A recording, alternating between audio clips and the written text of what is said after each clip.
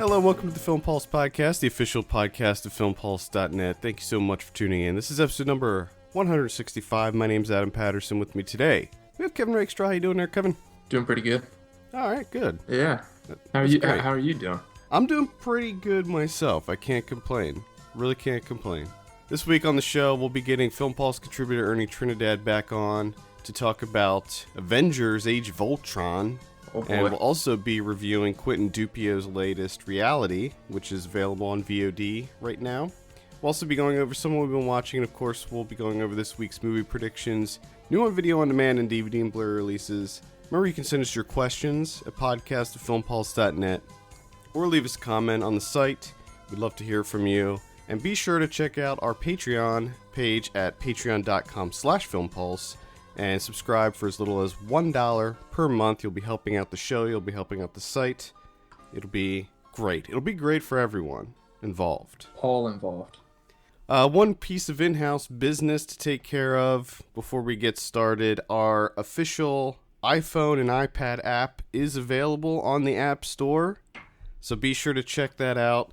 One of our biggest things that we have on our site, and I'm not sure if you know about this, is our video on demand calendar. We have a ongoing calendar that we keep up to date every day, and it has all the latest pre-theatrical and day and date video on demand releases. A lot of people seem to like that we keep that, and we just incorporated that into the app, so you can have that on the go. You can listen to our latest podcast episodes. You can read all the latest reviews. It's a really nice, easy to use interface. And it's free, so you can just go to the App Store on iTunes and download it on your device. Get that app. Yeah, it's we've been getting good feedback from it so far. Nice. Yeah, so I like it. I haven't used it. Yeah, if you have an Android phone, you're kind of out of luck at this point. We may be trying to get an Android version up at some point, but for now, we're just focusing on the iOS version. Gotcha. So check it out. Just go to the App Store, type in Film Pulse, and it'll pop up right away. You can also, we have a link on the website. If you go to the website, you'll see it on the right sidebar there, and you can check it out there. Again, I'll make another quick plug for SoundCloud, because we're on SoundCloud now. So if you have the SoundCloud app, you can follow us and get all the latest podcast episodes right from SoundCloud. And I wasn't sure if we were going to stick with that, but I think that it's working out nicely. So we're going to keep updating SoundCloud and have all of our stuff available on there, as well as iTunes and on the site and all that. So we're getting out there. We're branching out. We're so techy. We're getting so techy, man. I can't keep up with it. Yeah. All right, let's go ahead and talk about Reality. This is directed by Quentin Dupieux. Now, let me go ahead and read the synopsis here. A wannabe director is given 48 hours by a producer to find the best groan of pain worthy of an Oscar as the only condition to back his film. That really, man, that really only scratches the surface of this movie. that hardly says anything about the movie. Yeah. Interesting. This stars Elaine Shabbat, John Heater's in there, Eric Wareheim, Kyla Kennedy is in there, and she plays Reality. Now, I have a review for this up on the site, so we'll start with you, Kevin. What did you think of Reality? Now, what do you think I thought of it? I think I think you probably didn't like this one. You think I didn't like this one? Is that what you're going with? I don't know. It's tough because even after I watched it, I couldn't quite decide if I liked it or not. Because, well, what did you think? We'll get into it. Yeah. I loved it. Oh, really? I loved it. Wow, okay. I think it's Dupieux's best film. It's just dream after dream after dream. It's all tied together, and it's so nonsensical, but at the same time makes sense. And it's just ridiculous. It's right up my alley. I didn't think that it was his best. I think I still liked Wrong more. But I will say that, I think I said this in my review, that it's certainly his most complex movie, because there's layer upon layer upon layer of It's just there's craziness. so many dreams and nightmares and films within dreams and dreams within films, Yeah. and it's just And all ridiculous. I love how the characters dream about each other. So you'll have one character that's in the dream of another character, but you'll never really know who's dreaming what. And it's just this spider web of craziness. But I also love the fact that from the outset, it's not like he employs this whole, waking up from a dream just to like throw you for a loop and everything, like most movies do, where it's kind of lazy, where there's just crazy shit going on, and then boom, someone wakes up, and it's like, was it real or wasn't it? This is just constant throughout the film. It's not like he's trying to trick you or anything. Right. And it's just and because everything is a dream, essentially, you just let it go. You just let it go and enjoy yourself. Don't sit there and try and figure it out and put the puzzle pieces together, because it's just all a dream. It's just all dreams. See, that's one thing that I like about his movies is that they challenge you to try to figure it out. And even though at this point, I know that there's not going to be any sense to be made with his movies, just by watching it, I'm still trying to figure it out. It's like I can't help it but try to put the pieces together and try to fit everything into place. Yeah. Even though in the back of my mind, I know that that's not going to be possible. Because I still try. He starts it off and you think, okay, this is the reality of the film. This is like the main reality narrative. And then you find out that that's a movie. So you're like, oh, okay, so it's not that. So this is the reality. But then you find out that that's a dream version. Well, that goes into dreams, but that's also like another reality of the film. So everything just becomes a dream or a different reality throughout the entire film. He just keeps, throwing it out the window, where you think, okay, this is the reality of what's happening. Oh, no, it's not. Okay, now I'm in another dream. Now I'm in someone else's dream. Now I'm in a dream that's within the film. And then there's another film that's a dream of the other dream. And it's just... And you never... It's fantastic. You never know. You never know what's a dream, what's real, what's fantasy, what's not. And it really could all be just... It's all a dream. Yeah, it's all a dream. Because everything that Shabbat's doing as Jason Tantra, well, you don't want to get into it. You know what I mean? I want to explain it, but at the same time, I don't. You just got to go in not knowing anything, and just tuck yourself in, enjoy the ride. All you got to know is he's looking for that perfect groan, like the synopsis says. He's got to find that groan.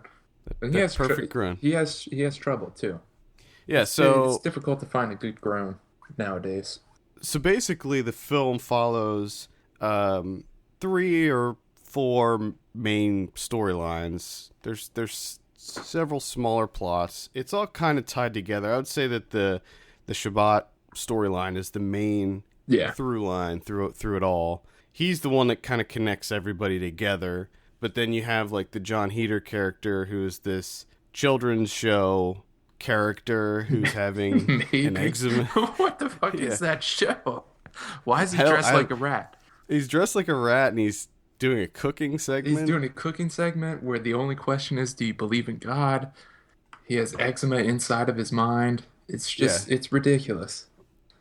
And then you have the Kyla Kennedy character of reality, and she's all about figuring out what's on this blue VHS tape she found inside of a boar's body that her father shot and gutted. And then you have Eric Wareheim's character as a man who likes to wear a dress and drive around in a military jeep. But does he? That's a dream. And then it comes out that it's not a dream. So what is it? Yeah, well, see, that's what with that one, because he's telling his therapist, who happens to be Jason's wife, and with that one, I thought that he was trying to talk to her about it without admitting that it was real. You know what I mean? Like when you tell somebody, like, I have this friend who... Yeah. But you're really talking about yourself. I thought that at first, I thought that that's what it was, where he was trying to tell her that it was a dream because he didn't want her to know that he was really doing this. Yeah. And then when they show him doing it, it was real. But then, of course, You don't know. you don't know, because we see there's that scene when reality meets up with him. Oh, it's such a complex mess. And then the whole reality thing is just part of John Glover, who plays Zog, who's making a movie. So that, right, you know. yeah, because we see her stuff on the movie screen, yeah. So there's another movie going on.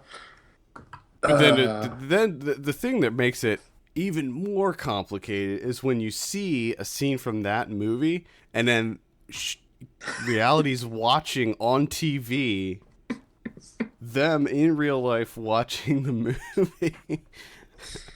I love it. And you're just like, what? Oh my god. I love it. I just love it. It's just the there's so much to like in this movie for me. The Eric Wareheim, his first, just everything that's going on with him, and the way that it ends, where he just shows up at that old guy's house. Yeah. And he's like, "Are you the old man that lives here?" Why should I give a shit?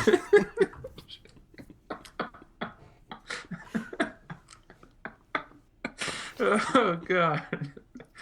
I actually didn't find it that funny. I didn't find myself laughing too much. I was chuckling a good bit, especially the producer character. He was just so ridiculous, and that, you know, he kept forcing Jason Tantra to smoke. Yeah. You know, to make the movie look good, but Jason Tantra's such a terrible smoker, and he kept getting pissed off And putting it out. because he was a terrible smoker. Let's face it, he was just awkward. It was awful. No one should have to see that. There's nothing worse than terrible smoking. Oh god. Yeah, I think that this one, if you're familiar with the films of Quentin Dupieux, I think that this is absolutely worth a look. I think for people going into this not knowing what it's about, they're going to be very confused and maybe a little frustrated with it, just because. But also, I think it's kind of his most accessible film. I think, you know, there's stuff that you can latch onto here that actually makes a good amount of sense. It's just housed within a dream, so, you know, everything gets a bit cloudy. Yeah, there's no like in Wrong how the tree changed and stuff like that, where it's not, you know, it's just completely out of left field. Yeah. There's nothing like that in this, really, where it's just completely crazy. And you're not, you know, it's not like a guy's just taking a shit in the middle of the street. Right. Or we're going through dog poop memories. Yeah, I think that it probably is his most accessible. Yeah, I guess I could agree with that. Now, what did you think of Jason Tantra's Waves? Waves. Because I actually want to see Waves. When he goes to the theater and gets to see it. A film that just has TVs killing people and it's just nonstop heads exploding. Sounds amazing to me. Well, it's not unlike Rubber. It's a lot. I mean, the plot of Waves about TVs that become sentient and kill people is not a whole lot different than Rubber. Now, I haven't seen Rubber, so what happens in Waves? Is that what happens in Rubber? Well, in Rubber, it's just about one tire that becomes sentient. But I mean, do the ears explode and blood goes Yes. Are you serious? Yeah, he makes people. he makes people's heads explode. Okay, I have to watch Rubber. That needs to happen. Yeah, Rubber is definitely it's interesting. Just the look of Waves. The look of that film looked fantastic. I want to see that. I want to see Waves. Make that happen. Watch Rubber. I think if you watch Rubber, I'll get my wave. A lot like Waves. I'll get my Waves kick. I think so. Yeah, it's been a long time since I've seen Rubber, but from what I remember, yeah. All right. Well, I gave in my review. I gave Reality a 7 out of 10. What are you gonna give Reality? I'm gonna give it an 8. 8. Wow. Okay. So this you can see on video on demand right now. It is playing in, I think it may just be playing in New York. So if you're in New York, you can check it out. I think it's playing at the IFC Center. Otherwise, give it a rent on Amazon. It's probably on iTunes as well. But yeah, definitely recommend checking it out, especially if you like Dupieux's other films, because it's certainly very weird. It's an odd one. It's fantastic though. But I just love movies that do this, where it's layer upon layer upon layer, and it's movies within movies and things like that. I love it. I love that. And I think the reason that I like this more so than most of his films is it didn't feel like it was just being weird for the sake of being weird. Yeah, that's true. A lot of times in his movies, he'll just throw stuff in that he thinks will look cool or be funny. Or... And also sometimes when he does that, he seems to hold on to something a bit too long. You know what I mean? Where he stays on a joke that just doesn't work, and he just keeps going with it and going with it and going with it, and you're like, okay, let's move on to something else, please. Yeah. But here, everything, I thought the pace was great. It looked fantastic. The music was great. The performances, everything. I just enjoyed myself. It's a good time. Good time all around. Great. Well, I'm glad you liked it. It's a surprise. I didn't think I would enjoy this that much. But here I fucking am, Adam. Here I am. Well, I certainly enjoyed it more than Wrong Cops. That was a big disappointment for me. But his other movies I liked quite a bit. I haven't seen Steak and the other early movie that he did. But yeah, check it out. Reality. All right, let's talk about some Avengers Age of Ultron. Ernie Trinidad's back on the show. Ernie, how you doing, sir? Thrilled to be back. It's been a while. Yeah, it's been a while. We'll have to definitely get you back on for Mad Max as well. And I think Kevin's going to actually see that one too. So it'll actually be all of us. Yeah, I think it should be mandatory that everybody sees that movie, because this is not to get off topic, but if movies that need to be a success, this is one of them. Yeah, I'm really excited. Well, and apparently there's going to be 4 of them total, right? Didn't George Miller say that there was going to be 3 more? I think initially Miller said 2, but Tom Hardy said he signed for 3 more. So it all depends on the box office, and this is a movie that not genre fans just need to get behind and just make sure that they make more. Yeah, well, I mean, just judging by the like I had to stop watching all the trailers that were coming out because I was getting too excited, and I want to go into it as knowing as little as possible because I know that I'm gonna freaking love this movie. So anyway, let's get back to the task at hand with Avengers Age of Ultron. This is written and directed by Joss Whedon. I have a synopsis here. When Tony Stark tries to jumpstart a dormant peacekeeping program, things go awry, and it's up to the Avengers to stop the villainous Ultron from enacting his terrible plans. This stars pretty much everybody from all the other Marvel movies. We got Robert Downey Jr., Chris Hemsworth, Mark Ruffalo, Chris Evans, Scarlett Johansson, Jeremy Renner, James Spader as Ultron, and we'll get to that. Samuel L. Jackson, Don Cheadle, Aaron Taylor Johnson as Quicksilver, Elizabeth Olsen as Scarlet Witch, Paul Bettany as Vision, Kobe Smulders, Anthony Mackie, Haley Atwell's in there, little cameo from Peggy Carter, Idris Elba, and a little I mean everybody, everybody from all the other ones in this movie. So we'll start with you, Ernie. What are your initial thoughts on Avengers: Age of Ultron? For pure fun, it wasn't as good as the Avengers, but it was fun on a whole nother level, like Empire Strikes Back level, where it was like Star Wars is easily the most fun, but Empire is by far the best. I mean, not to say that Age of Ultron is the best one, but there's just so much that Whedon did in this one that it actually in many ways improved on and was much more richer than what the initial one was. I mean, the first one was fantastic because it's the first time ever in cinematic history we've ever seen anything like this. Mm-hmm. And it worked, even though everyone's like, everything said it's like it shouldn't, but it did. But here he just went all Empire Strikes Back, and there was like so many things he did with this one that I was not expecting.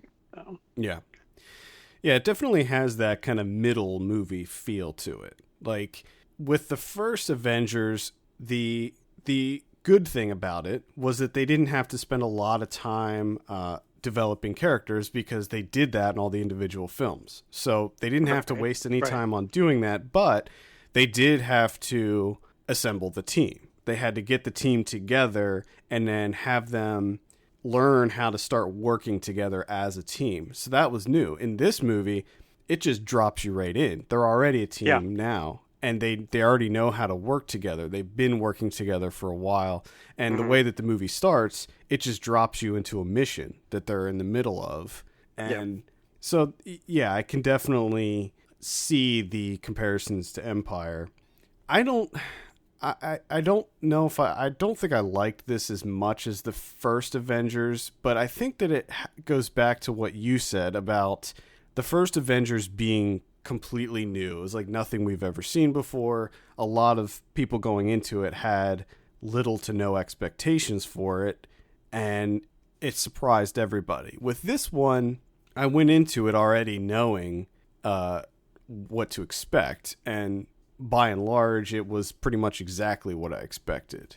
Right. That isn't to say that I thought the movie was bad, but I guess it's just, I don't know, maybe it lost a little bit of its luster. And at the end of the day, this movie is not a whole lot different than every other superhero / Avengers movie. You know, there's a villain that's trying to take over the world or destroy the world. Right.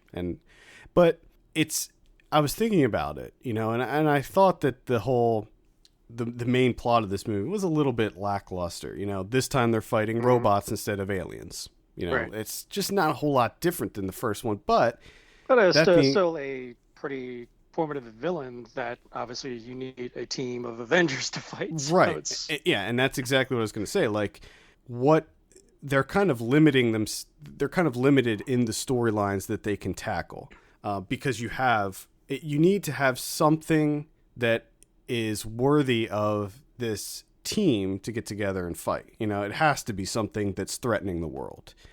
I think that the only other thing that they could do is create a story like Civil War, where it's fighting within the group. I think you could probably develop an entire movie out of that, where they're fighting with each other. But other than that, which I'm hoping that they're going to handle with Civil War, other than that, it's got to be something that's threatening the world. And I thought that Ultron was a fantastic villain.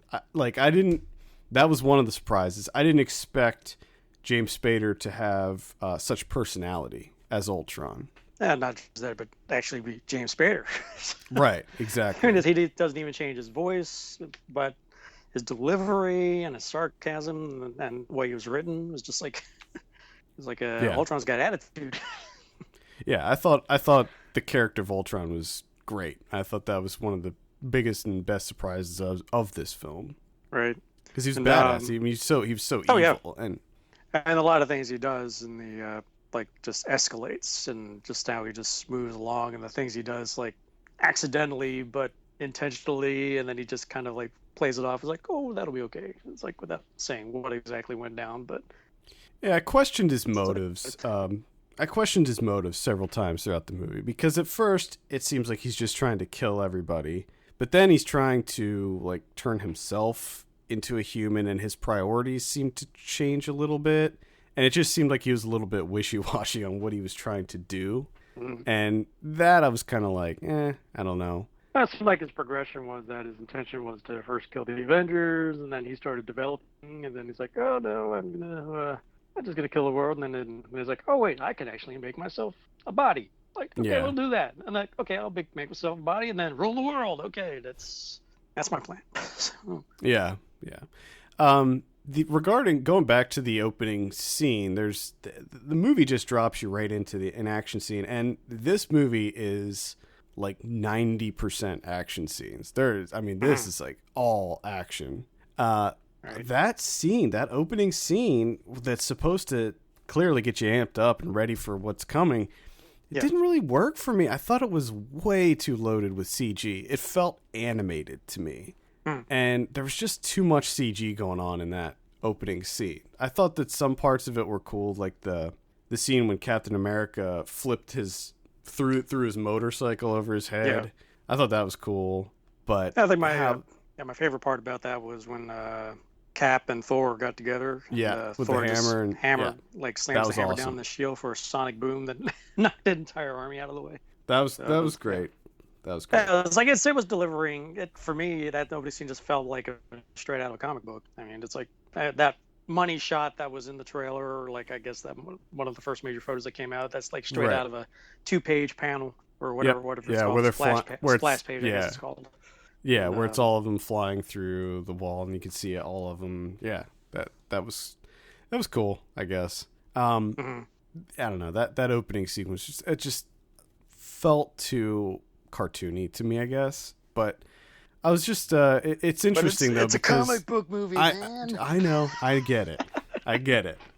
But that's kind of the thing about that I find interesting about the Marvel movies versus the DC movies, where in the comic books, the Marvel comics are always the more serious of the two. They're always the ones that take a more grounded approach, and that they're a little bit darker than the DC side, whereas the DC side is more comic booky. They're lighter.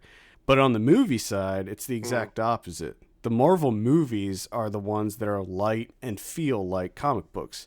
Even though this story gets pretty dark at places, it's still very upbeat and colorful and bright. Whereas when we see the Batman v Superman trailer, it's black, it's dark, it's grim, it's dire.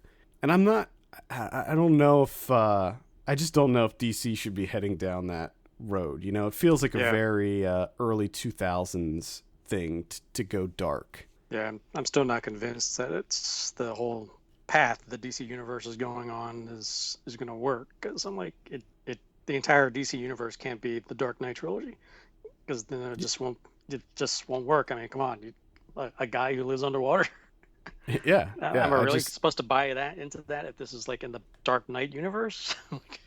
Exactly, and I think that's where the Marvel movies are succeeding. It's that every character has their own voice, they have their own style. The movies, although they all definitely feel like Marvel movies, and a lot of them are structured very similarly to one another, they all feel like that they're their own stories and their own characters. And I like that, and I liked, the look of Age of Ultron. It's it looks great. It looks like a Marvel movie. The one thing I loved most about this was all the character stuff. Not just the interactions and the banner, but just like in all the midst of all the mayhem, he actually stops to give further depth to each character, even more so than in their standalone movies. I'm like thinking, it's like, I was not expecting an entire Hawkeye background. I wasn't expecting more about Natasha and more about Thor or Tony. I'm like, wow, I was not expecting all that like view into their psyche. And it's that really made it even like more interesting. And it's like really see where all these guys are coming from and how Ultron is essentially and company are messing things up. Yeah, and I thought that was an interesting thing to add, especially the Hawkeye stuff. They really spend some time on developing him out in this movie, which I thought was pretty interesting. And they make mention that, he's just a regular guy fighting alongside these superpowered people, and that it's kind of funny how that unfolded, and both in front of the camera and behind the scenes, how dealing with Hawkeye and how everyone says like, oh, Whedon likes to kill people off, and everybody was thinking as the movie was unfolding is like, and they started developing characters, and Hawkeye was probably the lower tier of the Avengers, and then it really started developing. It's like, they're gonna kill him off. That was like that. It was total Walking Dead syndrome.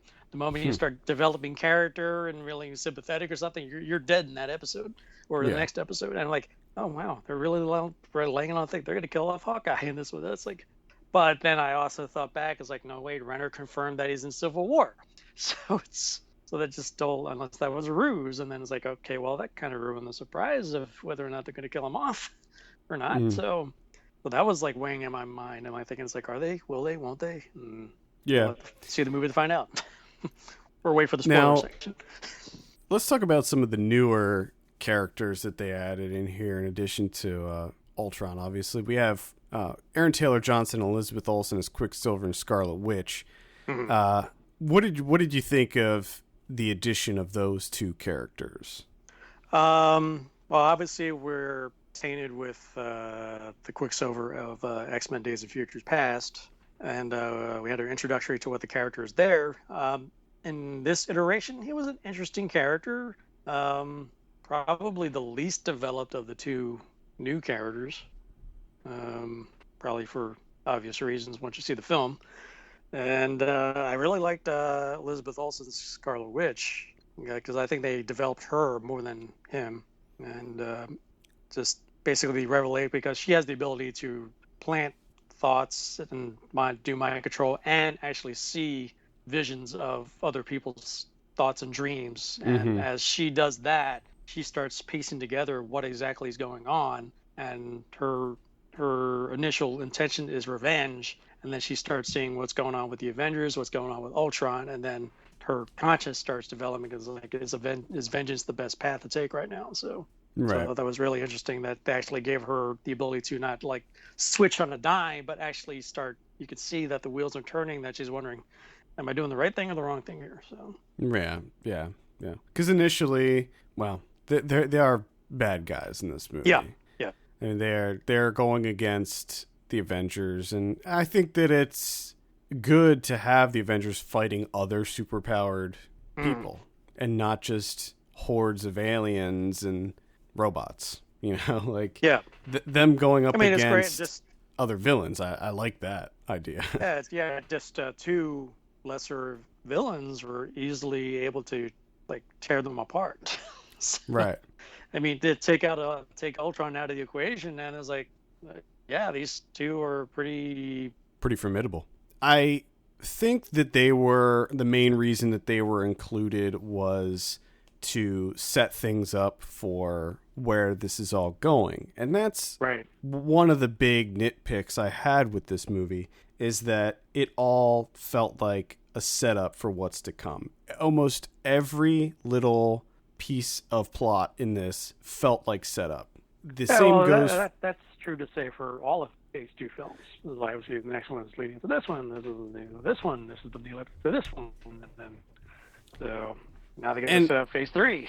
And I'm just getting a little tired of that. I'm feeling fatigued with that. Like, I just want there to be a story. I want there to be a story with a beginning, a middle, and an end. I don't want because this one felt really egregious to me. It was like the second Hobbit movie where it just didn't feel complete at all. And with this one, just every little thing felt like the introduction of Vision, for instance. The only reason, and Vision is a badass. Paul Bettany was great as Vision, but really the only reason to have him in this movie is to set up what's to come with the Infinity War movies. And sure, he was a badass, but if you're going to have such an elaborate setup, I don't know. I don't know how I would have done it if I was them, but it just felt like everything was just one giant piece of I didn't what's really coming. Feel that. Yeah, I didn't really feel that Infinity War, but it basically just a creation of another character that they needed to fight Ultron. But just I thought the way that they handled it was great. To say they're like going away from his comic book origins, because like everybody knows him. I can't remember where Vision actually came from, since my introduction to Avengers was through the Disney cartoon. Right. So made the definitive decision on what to do, and just the way they handled that and how it was unfolded, I thought was great.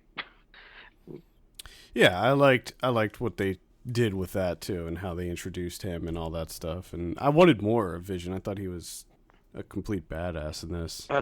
But it's been like all over the web and from Whedon himself that his initial cut was nearly 4 hours long, and apparently he cut down almost an hour or so of scenes that probably really flesh out what needs tinkering. So maybe the direct cut or extended cut, whenever that comes out, will probably be the definitive cut of Ultron. But that was really my only issue. Yeah, I mean, hopefully that they will do something like that where they come out with a director's cut, because I know that he said that there was a scene with Loki that got cut out. Yeah, and a lot of it there was a different ending. There was yeah, that's right. I did read that too, that there was an alternate ending. Like, there were a lot of pieces to this that I didn't really understand. Like, there was a scene with Thor when he went back to, or I don't want to give too much away, but let's just say Thor goes to Asgard, and there's a scene with Idris Elba, And I didn't really understand what the hell Yeah. that was all about. Like, Yeah. I have no idea what that was all about. Because then he comes back, and he's like, oh, I gotta go. I gotta take care of something. And it's like, well, wait a minute. What was that all about? Right. I don't know if... ended up seeing the film a second time, hear everything that's going down, and without dealing with the audience freaking out, although freaking audiences were freaking out. But the visions that Scarlet Witch gave everyone was more, but were not only losing their psyche, but actually show if they're staying on the path they're on. Like, for example, with Tony not giving anything away, he's given that vision that he basically destroyed the Avengers because he didn't do enough, and that set him in motion. Apparently, Thor does something or did something that basically into turmoil, which obviously is probably going to be covered in Ragnarok. So that was it. Yeah, I forgot about Thor, the Ragnarok that was coming out. So yeah, I'm sure that alluded to that. I just, I don't know. It felt like everything felt like teasers. Everything in the movie felt like a teaser to me. I mean, we're basically accustomed to the Marvel movies that it's going to, in some way, set up the next one. But for me, I know you felt like the entire movie was a lot of setup, but for me, this didn't set up as much as I was expecting. I was expecting to see more siege planted for Civil War than what they did, and even allusions to Ant-Man. I was expecting there was an allusion to Wakanda, but I was totally expecting T'Challa to pop up somewhere because they already cast Black Panther, but that never happened. And then there was like talks about Spider-Man, and like, nope, that never happened. And it's like this really, unlike Avengers, really just focused on the battle with Ultron, and they pretty much knew that if you're going in, you already know what's going to happen. So it's like, yeah, we don't need to tell you that. You know it's coming. So I think that the pieces of Civil War were in there. I think that because there was a lot more conflict between Captain America and Tony Stark in this. Yeah. And I think that they were putting in little tiny seeds of what's going to happen with Civil War. Yeah. And I thought that was cool. I thought that they handled that pretty... And yeah, the characters do come to blows even without mind control. So, right. Exactly. And I thought that the Hulk was, again, almost a show stealer in this movie. He was just...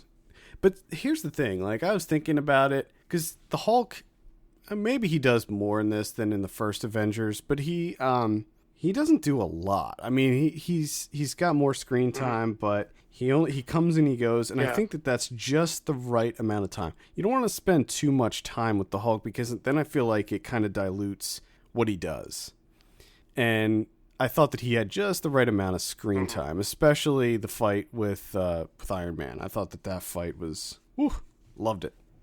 Yeah, it was like amazing and brutal and funny, unexpectedly. But, it's like you get the gravitas of the situation, because you're like thinking, there are banners in there, and he's in trouble, but like, how are they going to stop this, and what are the repercussions? And the fact that they don't like steer away from the repercussions. They actually flat out address it. It's like, oh, cool, because that is definitely one seed of Civil War that is clearly planted in dealing with Bruce Banner. And, exactly. And not the distrust with the Avengers, but just the distrust with Banner / Hulk. And, but maybe in a way, the Hulk is actually looking back, Hulk is the seed for Civil War. Stark and Banner are friends, so. Yeah, I don't know. Well, it's interesting that they're doing the Civil War storyline within a Captain America movie, because it feels like it should definitely be an Avengers movie. It seems like, because everybody's involved. At least if they're making it similar to the comics, everybody's involved in that.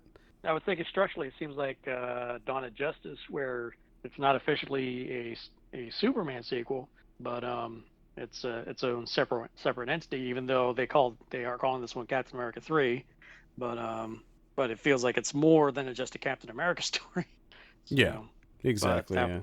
So it's like a wonder. Like, obviously that's not setting up anything for an Infinity War. This is its own movie, so it's a question of how they're going to resolve this one. So I guess it seems like again, that one seems like a lot to resolve in one movie, though, to me. Because the Civil War story was a pretty big deal in the Marvel universe, and I'm assuming that, I mean, people are talking about that's where they're going to introduce Spider-Man into the Marvel Studios universe. Mm-hmm. So and probably Black Panther too, I think, or maybe even Doctor Strange. So. Maybe I don't know what they're going to do with that. And yeah, I think going back to what you were saying about including Black Panther in Age of Ultron, I think it would have been cool to have some more characters just pop in as little cameos. I mean, there's already, we got like Falcon and War Machine in there. People that I didn't expect to see in this movie, but having Spidey, maybe even just showing him in the background swing by or something in a scene, I think that would have been really cool and something easily that they'd be able to put in there. I remember joking around with friends that it's like, I see the perfect tag for this one would be just to set up Spider-Man would just have Jay Jonah sitting in the Bugle reading the paper, and it's J.K. Simmons putting it down, screaming, "Parker, get in here!" That's all you need. It's like, yep, yeah, that would have been perfect. And then the Parker's in the Marvel Cinematic Universe. It's like great, but that would have been that definitely would have been cool. But we didn't get that. But just overall, it's like for me, I really enjoy it. It felt like a comic book movie to me, and like panel, especially the final assembly in the church. Just the way that unfolded was you're just flipping pages, It's like just looking at panels, like this is that, like this is just straight out of a comic book. Yeah, that slow motion shot where they were flipping when they were switching to each character. That was probably the most comic booky feeling shot I've ever seen in one of these Marvel movies. I mean, and I thought it worked. I liked that scene quite a bit, actually. I thought it did work. I think it also would have been cool to incorporate more of the Netflix Marvel stuff. Have you seen Daredevil? Oh yeah, kind of ruined my ability to watch other Marvel TV shows. That was so good. Oh my god. Well, the only nitpick I have about Daredevil, well, it's not a nitpick, but I just wish that they would have incorporated more of the Marvel universe into Daredevil. Like, I think it would have been cool to have maybe a little cameo from Daredevil in Avengers Age of Ultron, because a lot of this takes place in New York, and I feel like they could have thrown him in there. Well, if anything, I'm almost positive that because Infinity Wars is a two-parter, and looking back on the Earth's Mightiest Heroes, the Disney animated series that's on Netflix, and if you haven't watched it, binge watch. There's the final episode of that iteration was the Avengers versus Galactus, and everybody in the Marvel Universe came together to fight him, including every character that is going to be introduced in the 4 Netflix series. So, except maybe Jessica Jones, but they all came together in that 24-minute episode to fight Galactus, and they each served their purpose, working around the globe to help fight him. And I'm thinking, wow, I'm like this would be like make an incredible movie. This would be awesome, but they haven't officially said, but they're saying, they could very well bring all of the MCU together to fight Thanos, which means the Defenders and Ant-Man, Guardians, and all the other characters they introduce between now and the first Infinity War. So it's just going to be like a nerd joygasm, I guess you'd say. Yeah, I mean that's hugely ambitious. I can't even imagine. Did they announce? They did announce the director of that, didn't they? Yeah, it's the Russo brothers. They're going to be doing. Oh, that's right. They're doing Civil War and Infinity War 1 and 2. So that's right. So Phase 3 is obviously going to be total setup for Infinity War. So, although I don't know where Ant-Man's going to fit. So. I was just going to ask you: Is Ant-Man Phase 2 or Phase 3? I don't know, because based on their previous standards, it's like the movie that follows an Avenger is the next phase, but you don't really know where Ant-Man fits. So I guess you gotta wait until the movie comes out to find out what it is. And I think there's only 3 other films between now and Infinity War. So yeah, we have there's Civil War, Ragnarok, and Strange, and Doctor Strange. What about Inhumans? When is that one I think that's between Infinity War or after Infinity War. So that's still a ways off. So yeah, I mean, even now thinking of all the crossovers with Agents of S.H.I.E.L.D., they're now playing with the Inhumans, so maybe the Inhumans would be introduced into Infinity War. Yeah, I thought that was interesting how they mention them in that show, which I don't like that show, but I watch it just for the connections. Yeah, I felt like I had to watch it because of that. And then after watching Daredevil, I'm like I thought she was just okay. I'm just like watching it just because I know I don't want to miss anything. But then like after watching Daredevil, I'm like I just stopped watching. And then there's like, oh yeah, you should have seen the season finale. It's totally tied into the Avengers. Like, what do they do? It's like, oh, it was like set up. It's like, oh well, I guess I Not don't really really. need. I don't really need to see that. Yeah, I mean it's not really. They mention something, and then there's like a very loose tie-in. Yeah, it was like It's just like what they did with the other Avengers. Mm. Yeah, it's like yeah, I mean with Daredevil, they just like mentioned it's like, oh yeah, it's like probably because you weren't in a carrying a hammer and in an iron suit's probably why you're getting your ass kicked. It's like they didn't flat out say, hey, it's the Avengers. It's like no, they know they're out there, or just newspaper articles you could see of the battle in New York. It's like, oh yeah, okay, cool. Yeah, exactly.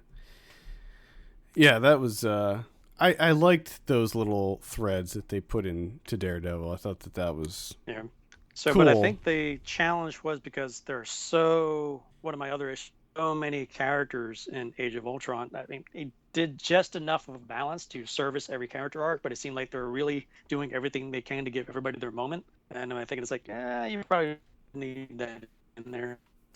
Yeah, that probably didn't need that in there, but I'm like, I didn't mind it. But again, they were like saying, "Oh, we probably got to get under 2.5 hours. We can't do it 3 hours or anything like that." But it's like this is going to be like going to make billions, and you've seen it before, where movies of 3 hours to 3.5 hours will make $1 billion. So why can't they just commit to making a 3-hour Avenger movie or something like that? I mean, the last Return of the King was 3.5 hours long, and that made $1 billion worldwide.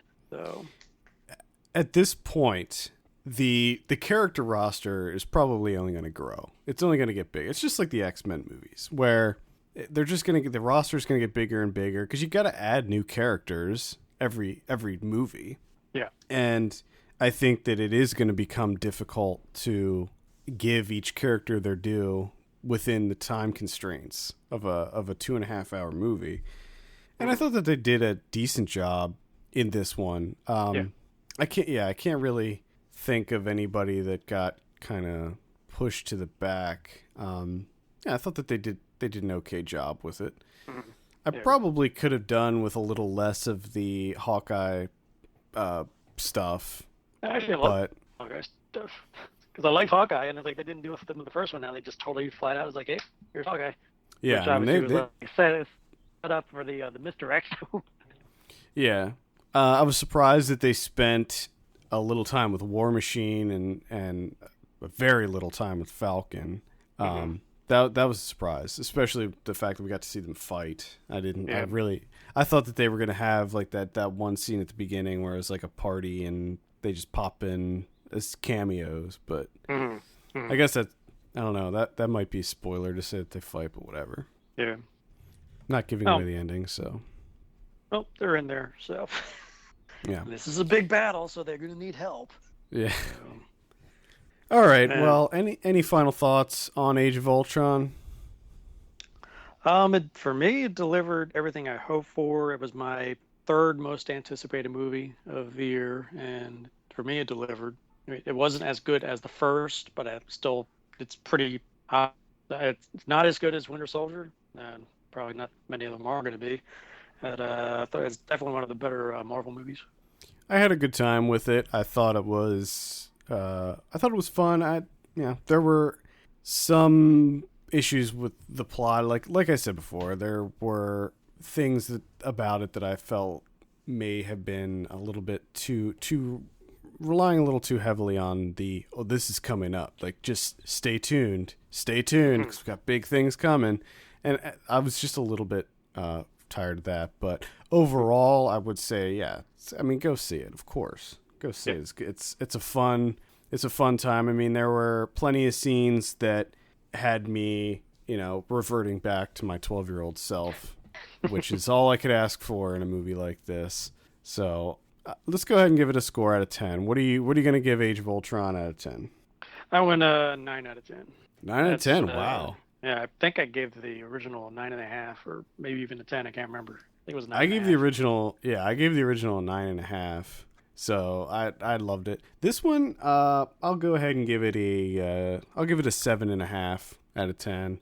It's worth seeing, but I just didn't. Maybe my expectations were a little bit too high for it, but I just didn't.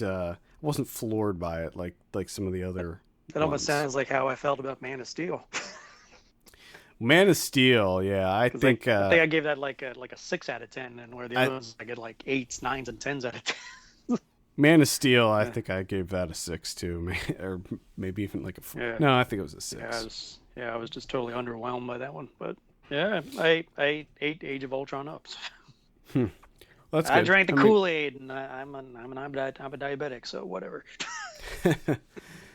Well, that's the thing, you know. I mean, if you're on board, if you're a Marvel fanboy, then you're not going to go wrong with this. At this point, I think for the people that are fully invested in this Marvel Studios universe, I think that it's going to be difficult for them to even make a movie that you're not going to like. Yeah, I mean, it's Ant-Man could be that one that's a misstep, but it doesn't look like it. I mean, everybody says that there's got to be a time we're just not going to hit it out of the park. Everyone thought it was going to be Guardians, and that turned out to be fantastic. Yeah, and Guardians ended up being one of my favorites out of the whole lineup. So, yeah, I don't know. It's funny because at first, when they first started this whole endeavor with Iron Man, I was trepidatious about every single one of them. I went in cautiously to every single one of them because at that point, superhero movies sucked. They were bad. I mean, they were all they were all cash grabs, and none of them were very good. I mean, some of them were okay, but none of them were just amazing.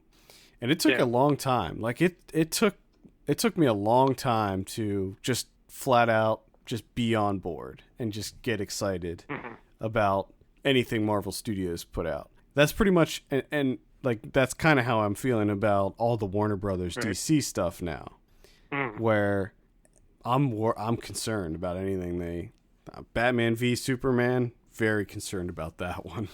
Yeah, I'm like, sure, stylistically it's cool. Sure, Affleck looks great as Bruce Wayne and Batman, but I'm like, it's Snyder.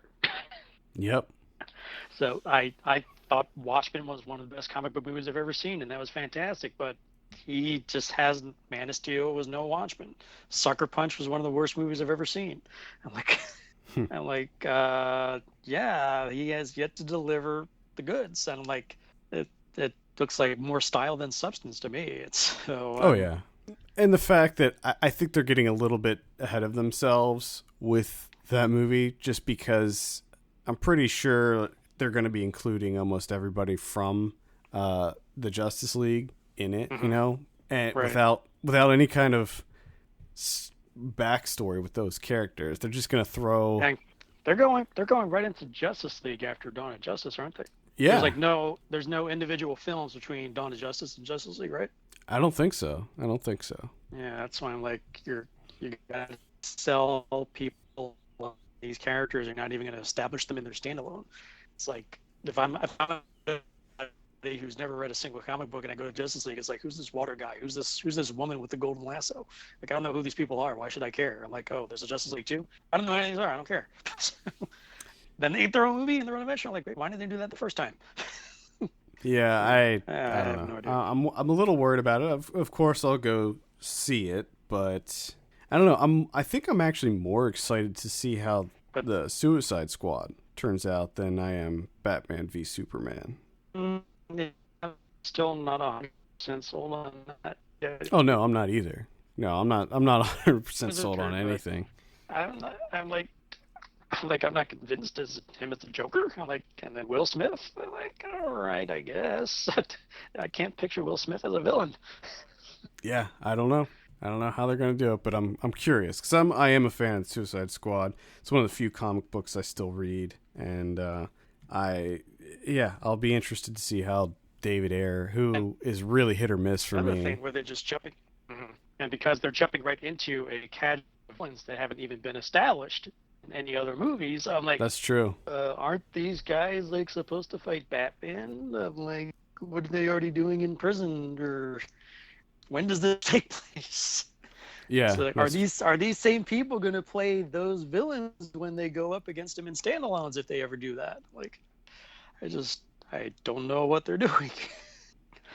So yeah, I don't know, especially with the Joker, because the Joker was never in the Suicide Squad in the comic books. He kind of hated the whole idea of the Suicide Squad, and why would the Joker ever be on what basically is a good guy team? Wasn't? I don't think so. I don't think I never really read anything on Suicide Squad. So Harley Quinn she's in the Suicide Squad, but as far as to my knowledge, the Joker never wanted to be involved with the Suicide Squad. But yeah, it's because they're good guys, like they're kind of doing they're sort of anti-heroes. Yeah, well, aren't they like being forced to do? They're sort of being forced. They're in prison and they agree to go on these covert missions to shave off time from their prison sentences. They introduced the Suicide Squad in the Arrow TV show, but they really fucked it up, so it's not really. I never really watched any of the TV series. I'm not a big fan. I watch Arrow just because it ties in with The Flash, and I really like The Flash TV series, and I don't like Arrow, but whatever. All right, anyway, now that we got off on our superhero comic book tangent there, any final thoughts on Age of Ultron? Well, for me, it delivered. I mean, granted, it's not as good as, but pretty damn good for me, at least. And yeah, I mean, I don't want to come off as feeling like I didn't like it. I thought it was, I did like it. It was fun. And I had a great time. It just didn't blow me out of the water like some of the other Marvel entries. And you can read, we have a review up on the site. Blake actually reviewed it for us. He gave it a 6, and a lot of the stuff that he points out in his review, which is quite good, I agree with, but I still think that overall I liked it more than he did. Mm-hmm. But it wasn't that he necessarily hated it either. So I think what it boils down to is if you still like the style that they have, where they're building everything up to the next thing, or if you're growing tired of that. It's pretty much what it is. Right. So, either way, it's still worth seeing in the theater. So absolutely go see it in the theater on the big screen, and I'm sure it's going to make $1 billion. Yeah, I think it's anyway. 187 this weekend. It was the second highest Friday. Second highest Friday, second largest 3-day weekend. And interestingly enough, Marvel owns the 3 highest opening weekends of all time. Jeez. Avengers 2 and Iron Man 3. Wow. So, yeah, these guys are going away anytime soon. Well, hopefully they'll keep the momentum up now that Joss Whedon is leaving the group, and hopefully they'll be able to pick up and continue. And soon a lot of these actors are not going to be involved anymore. Robert Downey Jr.'s. Yeah, you think that a lot of them, like 7 movie contracts, and like Downey is almost down to his last. So like Chris Evans is probably getting close to his last.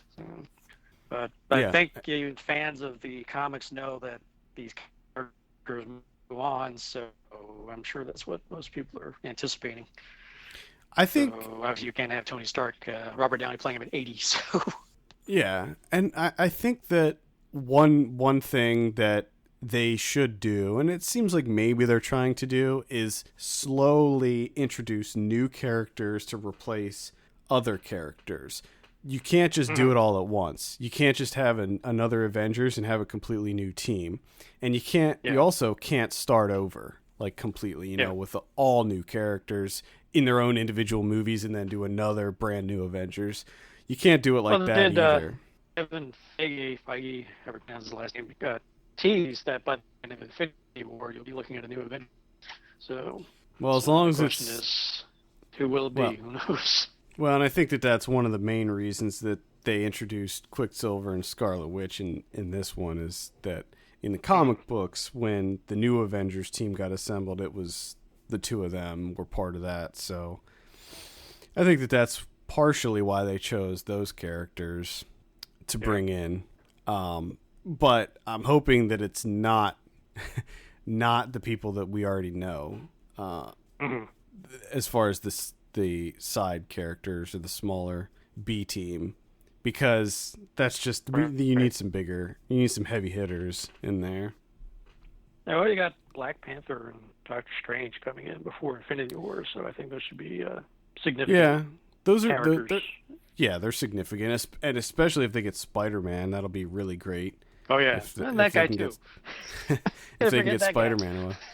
But I mean, it's funny though, when you look back, when Marvel Studios started this whole thing, Iron Man and Captain America and Thor, they were not like the A-team characters. At the time, they were not popular characters in the comic books or in movies or in any form. So the movies basically made these characters the A-team. So I mean, maybe they can do that with some more of these smaller characters, but I would love to see them bring Daredevil in, and I would love to see Punisher get in there. But I guess the interesting thing would be is I'm sure they got to have every intention of bringing the Defenders into the whole fray. Right. Because obviously the Defenders are going to be like a near R-rated franchise. So, I mean, are they going to really soften them up for a PG-13 universe? I they exist in the same universe, but they're so hard R. And I'm like, is this going to work? Yeah, I don't know.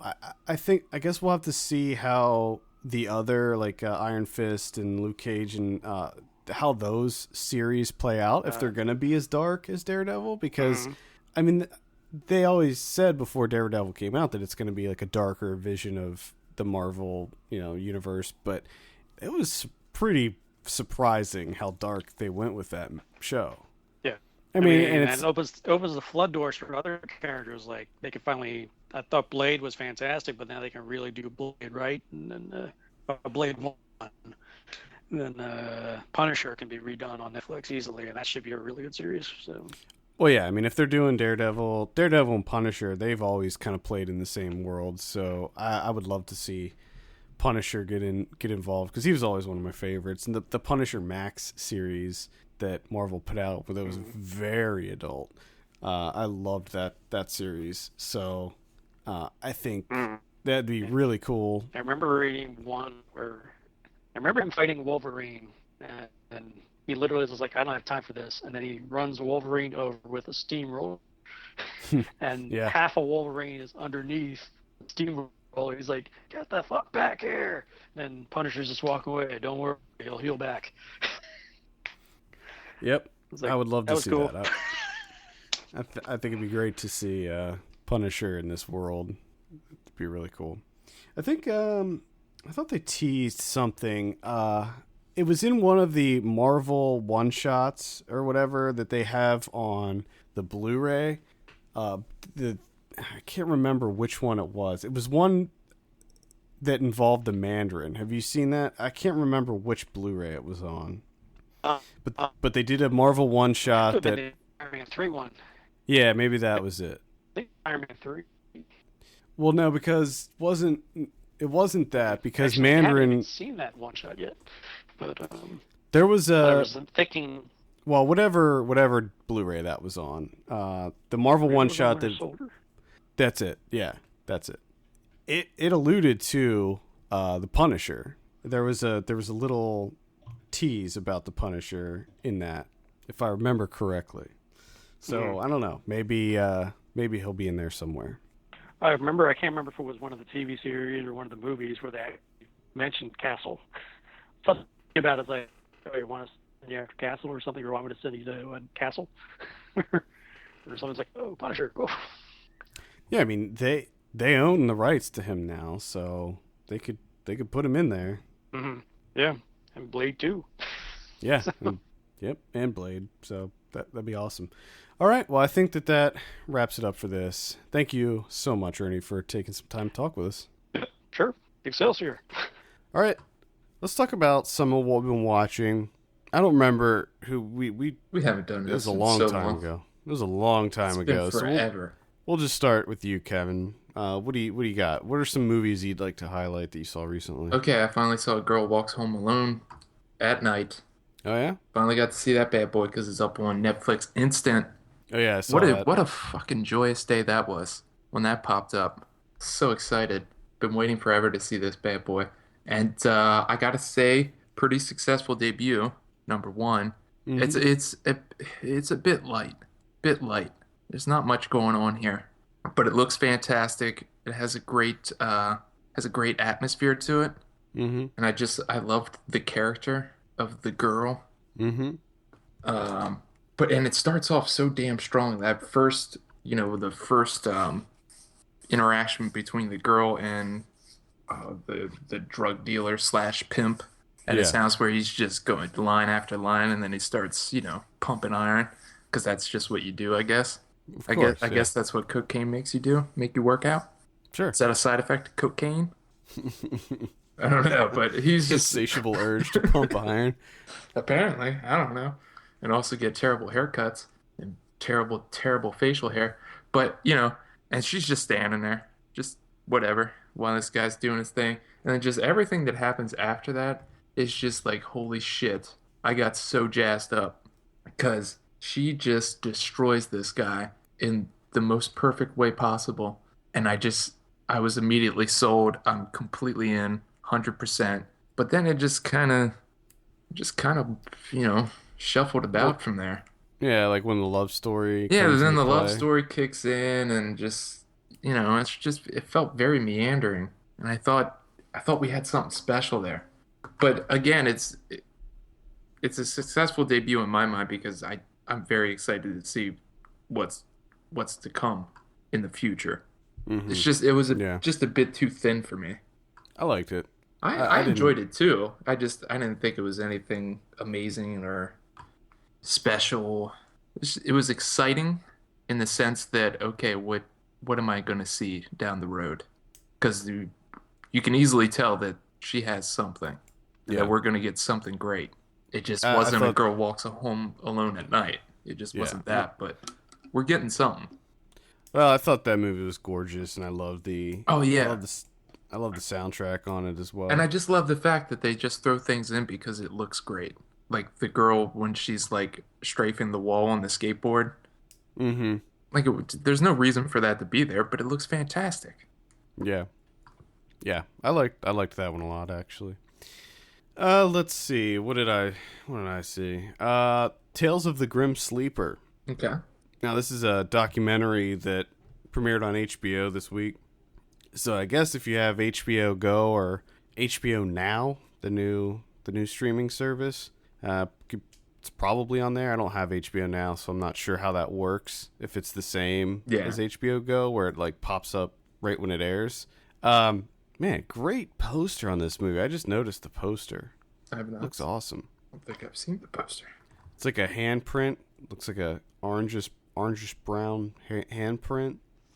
So basically, this is a documentary by Nick Broomfield. It's about a serial killer in South Central Los Angeles who killed possibly up to 180 women. Good Lord. And which makes him one of the most prolific serial killers in history, in at least United States history. So the thing about the movie is Nick Broomfield, he goes to South Central. He starts interviewing people who lived in the neighborhood. The guy's name's Lonnie Franklin, the killer. Okay. And he gets, at the beginning of the film, he gets arrested. He's in jail, charged with not all of the murders, but I can't remember. It's terrible. I think maybe like 20 of them or something. And so Nick Broomfield goes to South Central. He's interviewing friends of Lonnie's, people that knew him, neighborhood people, and he's basically trying to get to know who this guy is and figure out why he would do this and understand the culture behind it, but also understand why he got away with it for 2 decades, since the 80s. And it kind of goes from your standard like crime documentary to this statement on how law enforcement treats poor black neighborhoods, and it's all very interesting. I mean, it's really, really well made. I like Nick Broomfield. I like his style where through the whole movie, I mean, you see him throughout the whole movie. It's not like he's behind the camera, and he's just walking around. He's this British guy just walking around, not even caring, not a care in the world on this guy. He's walking around some of the roughest neighborhoods in South Central Los Angeles, and he's got these big headphones on and a boom mic, and he's just walking around. People are yelling at him and telling him to get the fuck out. And at one point, he's interviewing a guy, and gunshots. There's like gunshots ring out, and he just stands there and he's like looking around. But one of the most interesting things about this movie is that he meets up with a former prostitute who knew this Lonnie guy, and she kind of just takes over production of the whole movie and ends up showing him around to all these seedy looking spots. Like, she takes him to a crack house, and she finds all these people, and she ends up finding all of these survivors of this guy. See, this is what makes me want to watch this, because I just heard that, I think it was Friday they did a thing on NPR, and they had her on discussing the movie and stuff, and that's what makes me want to watch this thing.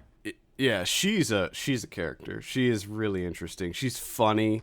She's a little sassy. Got that sass? Yeah, she's great. And she ends up finding like 10 women just on her own. She does all the work. Yeah, just a matter of weeks. It's crazy. She does the work in a matter of weeks with the police. The police had, I think, they had one survivor as a witness, and that was it. So, like I said, the movie is as much a statement on how police and law enforcement handle this type of thing, and would this have gone on for so long if it was in a predominantly white, middle or upper class neighborhood? Nope. No, of course it wouldn't. Nope. Of course it wouldn't. You don't even have to think about that question. It doesn't look the best, but if you've seen any of Nick Broomfield's other movies, he kind of goes for this like purposefully low quality look. It's hard to describe, but I still highly recommend it. Very, very interesting documentary. I have one that's not interesting that you saw as well. Adult Beginners. Oh yeah, Ross Katz. Yeah, Nick Kroll and Rose Byrne and Bobby Cannavale. And Joel McHale, for some reason, is on the poster. He's on the poster. he's in I think 2 scenes in the movie. It's like a total screen time of like 2 minutes. But man, this was not funny. No, not funny at all. I don't know if I laughed even once. The only thing that there was 2 things that got me. There was the sconces, how they just kept going with the sconce, and they would just kept showing scenes, and there would be more sconces on the wall. Yeah, and they're all over the house. It's just like a line of sconces up the stairs, like one every like 2 inches. They just kind of went crazy with the sconces, and the interaction with Bobby Moynihan. Yeah, that was funny. I thought that was kind of funny. But everything else just fell completely flat, and it's really the script's fault, because the performances are good. They just don't really have anything to do.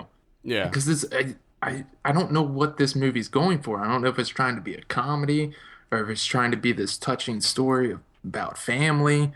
It's all over the place, and nothing really works. It never really came together and gelled. Yep. I completely agree. I just found it to be very generic in the end. The storyline was just not that interesting. No, and then right at the beginning too, I'm like, okay, so who's the cheater? Who's cheating? And when are they gonna add that in? And of course they Yeah, do. of course. Gotta have that cheating in there. And then it goes into this really weird place with the Josh Charles character with Nick Kroll getting a new job. And it's like they're trying to go for something else completely different. Like at the end of the movie for some reason. Well, a lot of the movies about how he put his job and career ahead of his family, because they kept mentioning like when their mom was sick and he wasn't there. And I think that they put that in towards the end so that we could know that they learned from each other. Yeah, but they didn't develop it that well in the beginning, and then they try and tack it on at the end, and it doesn't work. It doesn't work. I'm sorry. You just can't not develop it and then tack it on at the end and expect it to have this be a big important moment for Nick Kroll's character, where he still seemed like pretty much a douche at the end. A little bit. He's not as much of a douche as he is as his character is in the League. Yeah. But he's still kind of a douche. Still kind of a douche. That is correct. Yeah, this movie didn't work for me at all. And then I don't understand why you have Jane Krakowski in there as not a funny character. Like why are you going to use Jane Krakowski for that? I don't get that. That's a waste. So many people are wasted here. Yeah. Oh God. Jason Mantzoukas too. Yeah, he's just completely wasted. Why? Why is that there? And then that whole side plot with him. Oh my goodness, this fucking movie. Yeah, it's just a wasted opportunity. I didn't hate it. It was just nothing. It was like it was middle of the road. Exactly. For me. It was nothing for me as well. But now as I'm like trying to discuss it, it's pissing me off. Yeah. Like I originally gave this a 2.5 on Letterboxd, but as we're talking about it, I feel like that score is starting to drop. It's just like I'm remembering new things. Yeah, like after I initially saw it, I was just like, eh. Yeah, you know what I mean? It's like it's just an inoffensive waste of time, and you just try and move on from it. But then when you're forced to discuss it and think about it, right, you're just kind of pissed off that it took your time. Like, why? Why did you take my time like that? Damn you, adult beginners. Damn you, adult beginners. And then, there's the whole swimming thing. What? Well, yeah, that was dumb. That was just... And they're, like, terrified of swimming for some reason, but that's never really explained or developed. But then it plays a huge part towards the end. There's a throwaway line where they say that their parents never taught them to swim. Yeah, but is that such a big deal that your parents didn't teach you how to swim? Like, you seem to be okay with your entire life. It's all a metaphor, Kevin. It's all a metaphor. I'm sure it's a fucking metaphor. I'm sure there's... It's about them making their way in life.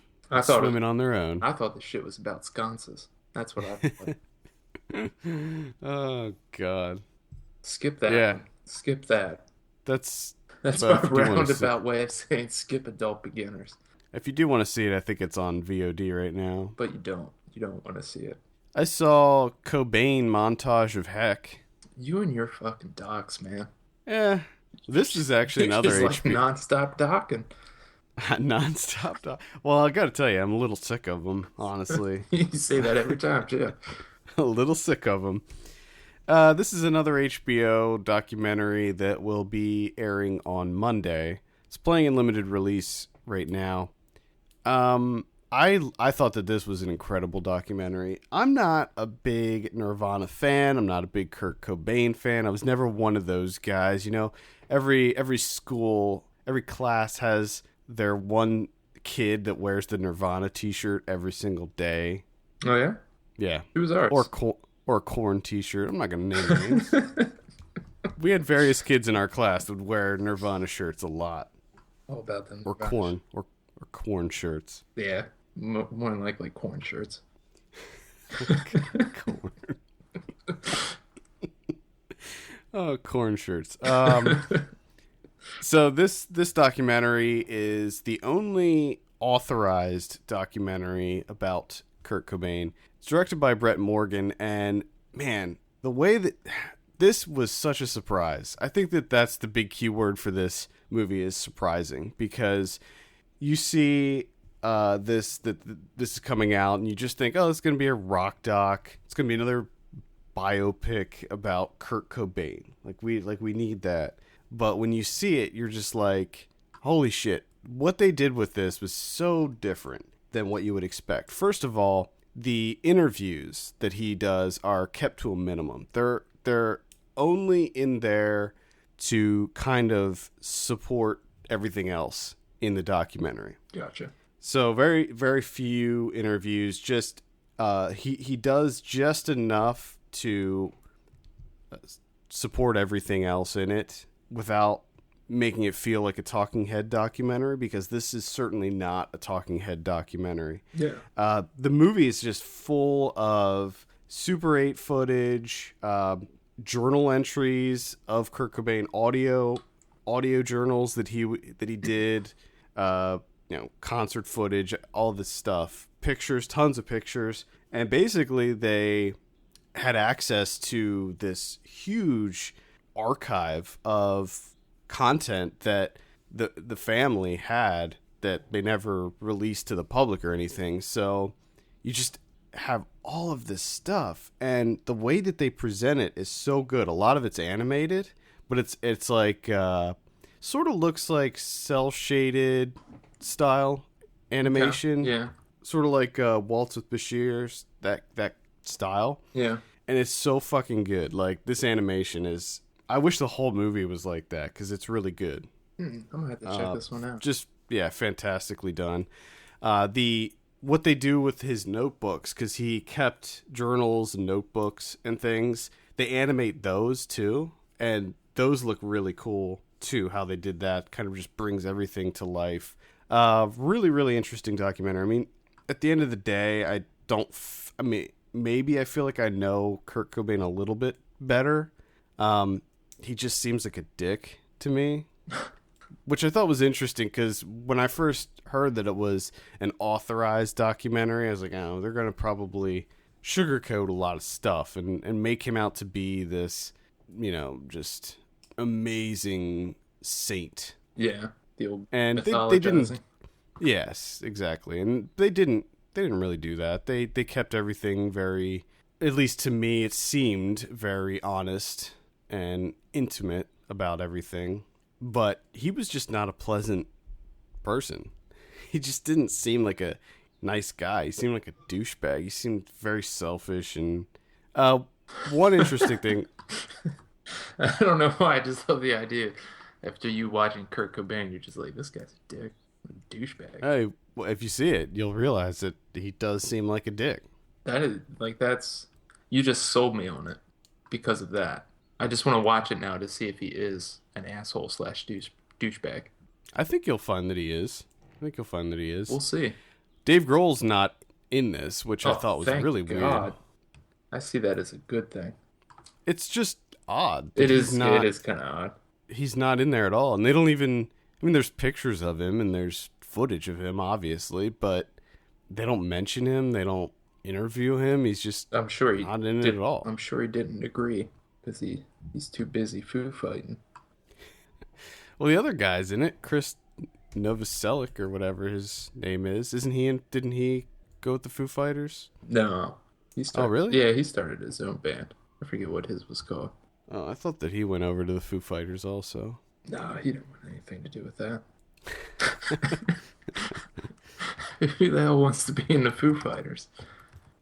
I thought it was weird that he wasn't in there. And his, I understand that his daughter, Kurt Cobain's daughter, Frances, I understand why maybe she wouldn't be in there, because she probably doesn't really remember anything about her dad, but I think that it would have been interesting to see her, and because they talk a lot about her, so maybe having her included in it would be good. Probably would have liked to see that, but other than that, I mean, it's like 2.5 hours long. Oh boy, it's or 2 hours and 20 minutes, somewhere around there. Letterboxd says 132 minutes, and I think that IMDb says like 145 or something. So it's a longer documentary, but they cover a lot of ground with it. So even if you're not a big fan of Nirvana, I would say it is worth a look because it is probably one of the best rock docs I've ever seen. Great music too, great soundtrack. I mean, it's not just your standard Nirvana stuff. They have a lot of really interesting covers and stuff on there too. Nice. So yeah, that's Kurt Cobain Montage of Heck, airing on HBO on Monday. All right. I watched Al Pacino's first narrative feature from 2000 called Chinese Coffee, based on a play by Ira Lewis, and it's essentially it's a filmed play. That's what it is. He just took the play and just made it a movie with no creativity or his voice whatsoever.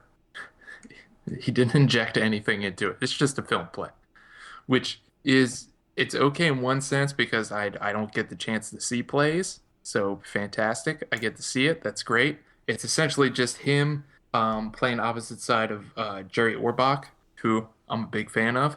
And it's just them two essentially playing two unsuccessful writers having this late night conversation / argument. Very cathartic. And they just throw a lot of shit out there on the table and they just get into it. And it's just all in Orbach's apartment. Except that he throws in some of these dissolves that go back into the past and things that happen with his girlfriend and things that happen with Orbach's wife and stuff like that. But all of that is just it's terribly done because I just hate dissolves and it's just awful. And there's just some terrible musical choices. Just makes it really seem sappy and sentimental. But the heart of it, the Pacino and Orbach discussion, conversation, argument, whatever you want to call it, the back and forth, it's fantastic. It's extremely well written. It's wonderfully acted by Pacino and Orbach, and it's great. It's great.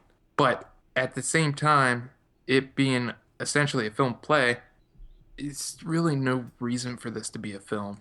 Like, you can just listen to it and you get just as much out of it as if you were watching it. The visuals of this movie add absolutely nothing to it unless you're excited to see Al Pacino in a beret, and that's it, and some terrible clothes because he's kind of haggard looking. Okay. But and how it's good stuff. If you like those, kind of one setting, just dialogue heavy films, check this out. You won't be disappointed. If you're into that, you won't be disappointed. And if you can get past the whole, it's just a film play, which I can't for some reason, because I need some visuals. I need something. I need some reason for it to be a film. Yeah. I think you'll get a lot out of it. And this is, how did you see this? I got this on DVD. It used to be Play Instant, but it's not anymore. Okay. You could probably check it out on, you could probably rent it on Amazon or something. It's called Chinese Coffee. I saw one called The Drownsman. This is a horror movie that came out on VOD this weekend. Yeah. It's kind of a throwback to the 80s or 90s style supernatural slashers, sort of like Nightmare on Elm Street or Candyman, where there's a killer that's attacking you and using employing a supernatural method. Nice. In which to get his victims. Yes. This one doesn't really work though. He uses water. What? He gets you through water. How? So anytime there's, like, say, a bathtub or a puddle, he can come in and get you through there. Oh, so he just moves between water. Yeah, like puddles of water. So it's kind of like The Box. Yeah.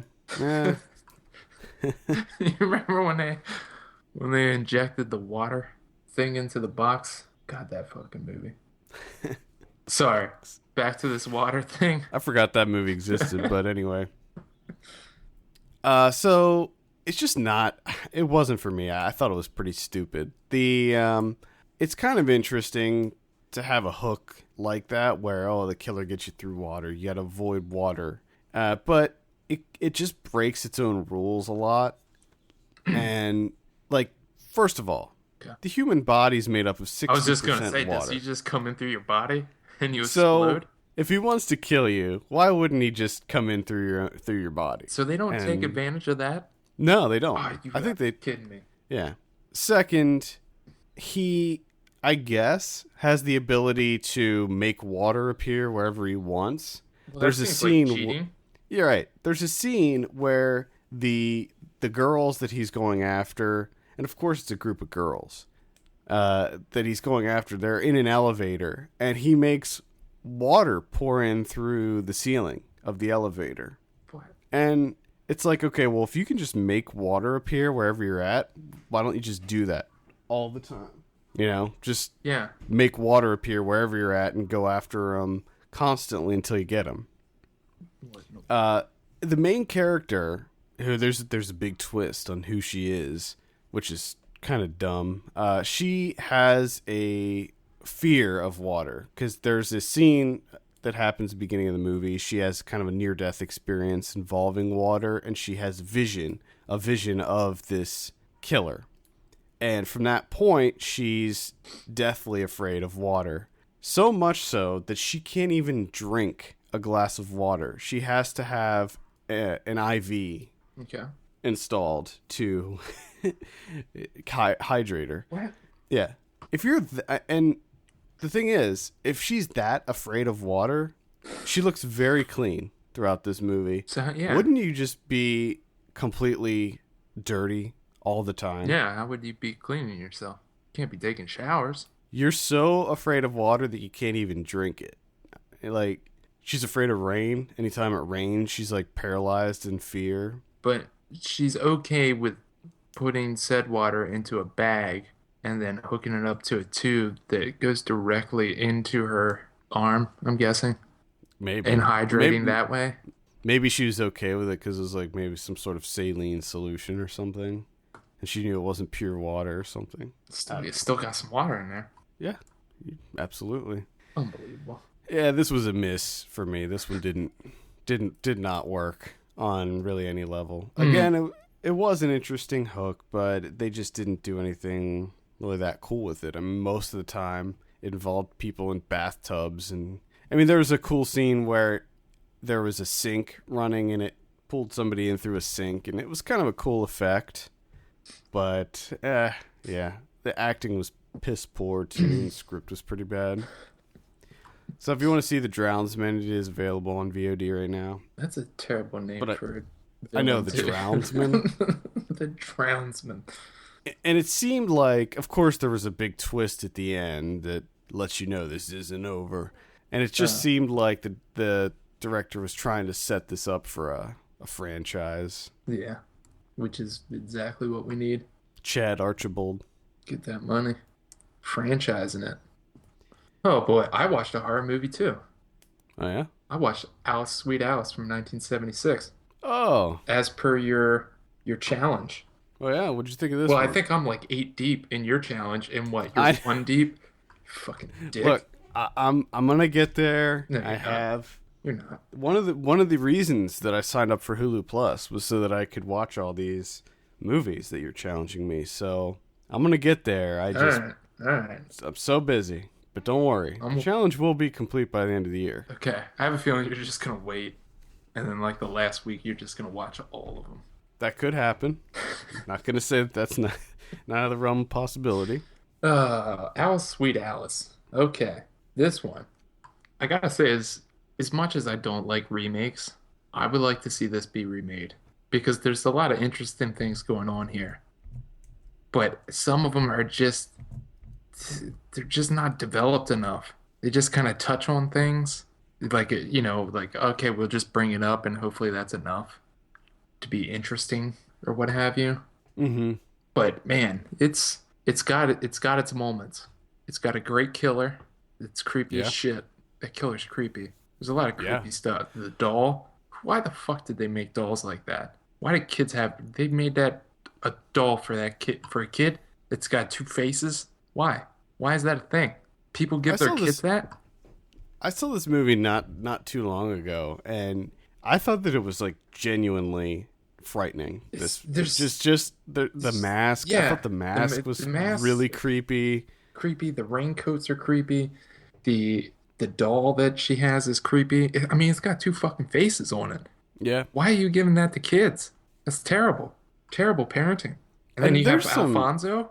I mean, I he has a massive stain on his pants, Oh yeah, right at the crotch. he's a Not, gross dude. not once is it talked about. Not even brought up. No one mentions it. What the fuck is going on there? That's what I want to know. Yeah, that dude's And disgusting. he's got cats everywhere. There's cats. Cat gets killed. There's so many things going on in this movie. It But goes to some really dark places too. It does some I mean, interesting. Like it's got the whole hook with religion, Mm-hmm. the religious aspects of it. Is I like that hook, but again, it's not fully developed to really be a hook. Like they try and throw it in at the end, and it's like, okay, that's kind of interesting, but you're not like you don't really do anything with it outside of the fact that we can use religious imagery. Then it seems like the only reason that it exists is so they can film inside of a church. And then they have some of the with Alice, with her getting her period, and the way that like Alfonso looks at her and like touches her and stuff. They kind of, but they never fully go anywhere with that. It's just there's a lot of stuff going on here, but it just to me they didn't take it the whole way. But I really wanted them to, because I think you have a great movie here. But what I saw was just a good movie. Mm-hmm. But there's the possibility for greatness with this one. And that was the first thing I thought of when it was over. I was like, I want to see a remake of this. I want someone to develop this a little bit more. Well, maybe it might happen. Did you read that they are going to be remaking Don't Look Now? Yeah, I don't know why they're doing that one. Yeah, I don't like the idea of that. But that has raincoats too. it does. Yeah. So, fingers crossed. I just hope that they keep the perm. Like, the main character has to have a perm. If he doesn't have a perm, I don't understand what the point is. I bet he won't have a perm. He's not going to have a perm. And the film is going to suffer because of it. You got to have a hook that keeps you interested the entire time, and that's a perm on a man, okay? You have to very young. There's a very young Brooke Shields in Alice, Sweet Alice. What'd you think of her in this? Oh, she gets murdered. Yeah. She straight up gets murdered. Yep. There's good performances. The music's good. Like the camera work. There's one scene which is after the first murder, and Alice is, up front, like at the altar while they're doing communion and everything. And the way that the camera just pulls in on her. Oh man, I thought that was fantastic. There's a lot of good stuff in this movie. I was surprised with this one. If I remember correctly, there was some kind of the violence was really disturbing in this one. Yeah, there's I'm kind of surprised some of the stuff that they did in this movie. I mean, yeah, you don't see that kind of. You don't usually see movies that involve brutally murdering and then, if I remember correctly, burning of young girls. Yeah, strangling a 12-year-old inside of a church and then dragging their dead, lifeless body, putting it in one of the pews and lighting it on fire during a church service. Yeah. You don't see that often. Yeah. I'm not sure why, but and the policing in this movie, the police work is just terrible. The entire ending is just so ridiculous because the police are so incompetent and just some of the dumbest characters ever. I don't know why they let it go down the way that it did, but that was terrible decision making on their part. Yeah, they were pretty inept. Just terrible. What are you gonna do? Cops. Yep. Fucking cops, man. That's Alice, Sweet Alice. Definitely, I recommend that one. I would recommend it too. If you haven't seen it. I'm recommending it. Next week you'll have to watch Mad Max 2, because I put that on your list as well, and you should definitely see that before the new one comes out, I would say. I should do that. Thanks for reminding me. That's what I'm going to do. I'm going to watch both of them. You should. Because I haven't seen the first one for a long time. The reason I gave you the second one is because I honestly think that one's better. I think that one's more representative. It's sort of like Evil Dead and Evil Dead 2, where Evil Dead 2 is kind of the one that it seems like he wanted to make from the beginning. Yeah.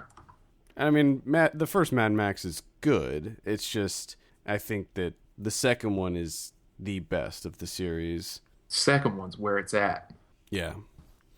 I didn't see anything else really that I need to talk about, so I'm done. I'm done too. Let's just cut it there. All right. We're done. Let's go ahead and talk about some predictions. Last week, Avengers, Age of Ultron. You said 72, I said 76, actual 75. That's the only one we predicted because that's really the only big release. Yes. Last week. Next week is, there's like nothing. There's really nothing worth mentioning coming out. I think wide release we have Hot Pursuit, which is that Oh boy, buddy cop comedy with Reese Witherspoon and that looks awful. Sofia Vergara. That looks really bad. It looks really bad. Yeah, it does. What are you thinking on it? I'm thinking like a 22. I will say 26 on that one. All right. I think that's the only wide release. That Brave Town one maybe is a wide release. I don't know though. In limited release, we have the D Train. That's the one with Jack Black. Looks pretty bad. Yeah. Looks, I don't know. Mm-hmm. Terrible poster for it as well.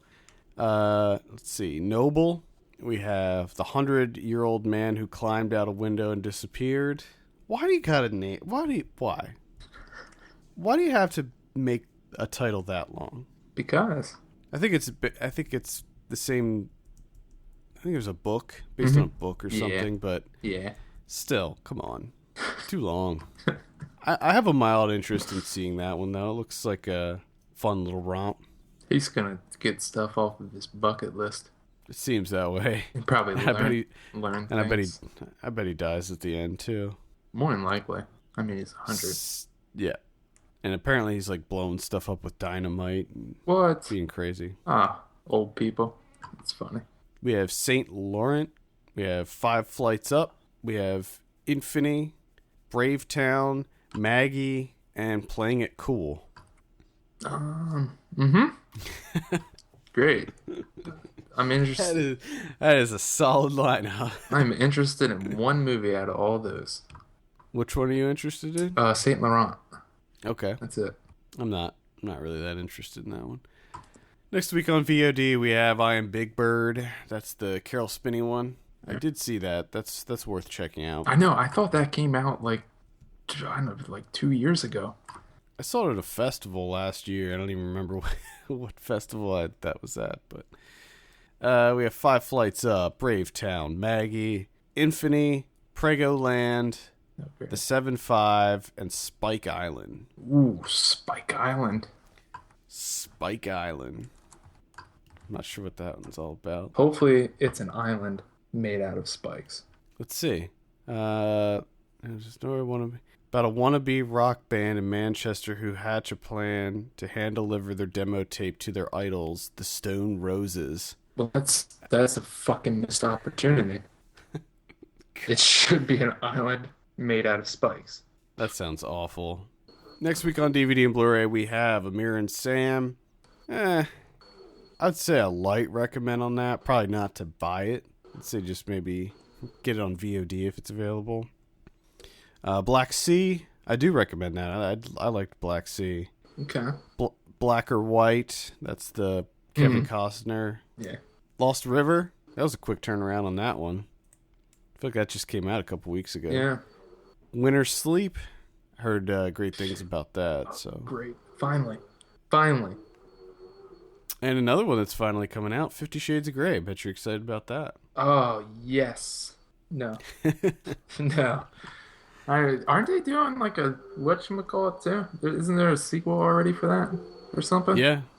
Well, it's not coming out till 2017. But they already announced it, right? They already have a freaking teaser out for it. They have a teaser for a movie that's not coming out until 2017. Yeah. Fucking movies are out of control. They are. Yeah. Everything is just out of fucking control. This is just ridiculous. Any Criterions next week? There are exactly 0 criterions. Is it a holiday? Am I missing something here? I don't know. I know, like Mother's Day, right? Is that next weekend? That's the only holiday that's coming up. That wouldn't prevent things from coming out, though. No, it wouldn't. It's just, I don't know. It's weird. All right. Well, I think that'll wrap it up for the week. Send us your questions to podcastfilmpulse.net. Follow us on Twitter @FilmPulseNet and @FilmPulseKevin. And please take a look at our Patreon page, patreon.com/FilmPulse, and consider subscribing for as little as $1 a month. For Kevin Rakestraw and Ernie Trinidad, my name is Adam Patterson, and we'll see you on Thursday for Ryan Watches a Movie.